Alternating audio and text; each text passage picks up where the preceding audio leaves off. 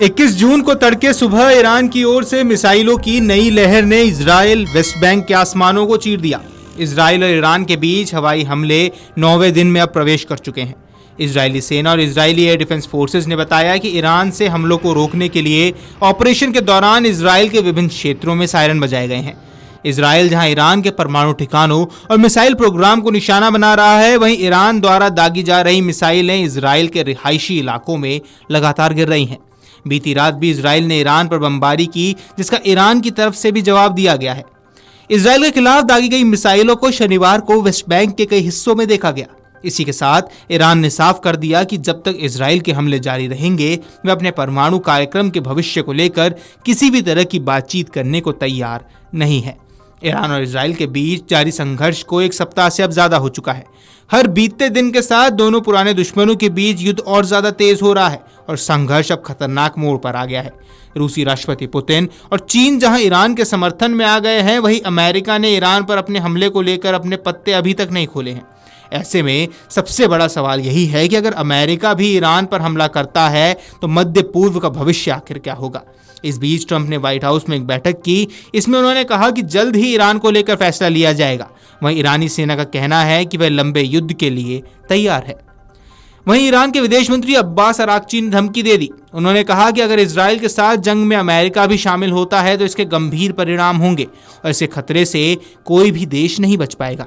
अमेरिकी राष्ट्रपति Donald Trump ने अब संकेत दे दिए कि अमेरिका इजराइल के समर्थन में संघर्ष में शामिल हो सकता है। ईरान के विदेश मंत्री ने कहा कि अगर ऐसा होता है तो ये बेहद दुर्भाग्यपूर्ण होगा। इजराइल ने भी हाल ही में एक बयान में कहा कि ईरान ने अब तक कोई बातचीत नहीं की है जब तक ऑपरेशन राइजिंग लायन के उद्देश्य को हासिल नहीं किया जाता। इजरायली रक्षा मंत्री इजराइल कॉटेज ने सोशल मीडिया मंच एक्स पर एक पोस्ट में तेहरान के संभवित तख्ता पलट की ओर भी इशारा कर दिया।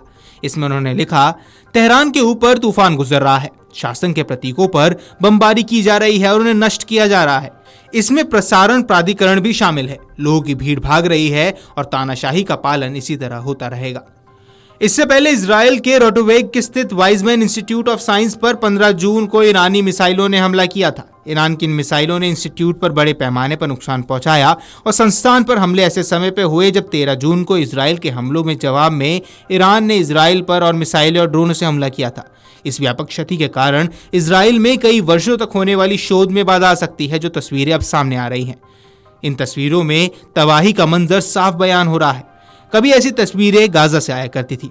इसी बीच आपको बता दें कि नेतन्याहू ने बेरशेवा इलाके में सरकोवा अस्पताल का भी दौरा किया। यह अस्पताल ईरान के मिसाइल हमलों में बुरी तरह से क्षतिग्रस्त हुआ था और अस्पताल के बाहर मीडिया से बात करते हुए नेतन्याहू ने कहा कि द्वितीय विश्व युद्ध के समय जिस तरह से जर्मनी ने ब्रिटेन पर कई महीनों तक बमबारी की थी, लेकिन उसके बावजूद ब्रिटेन के लोगों का हौसला मजबूत रहा, वैसे ही हम उस दौर से गुजर रहे हैं और हमने भी अपना हौसला मजबूत रखा हुआ है। ईरान और इजराइल के बीच संघर्ष विराम की कोशिशें भी शुरू हो गई हैं और यूरोप के देशों द्वारा इसे लेकर एक प्रस्ताव भी तैयार किया गया है।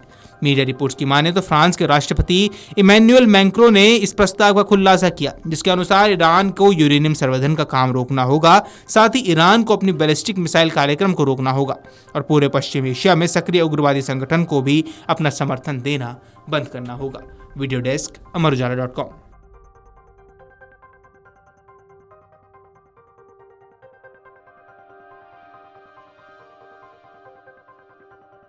अगर आप ये वीडियो YouTube पर देख रहे हैं तो हमारे चैनल को सब्सक्राइब कर बेल आइकन दबाएं और Facebook पर देख रहे हैं तो हमारे पेज को लाइक करें।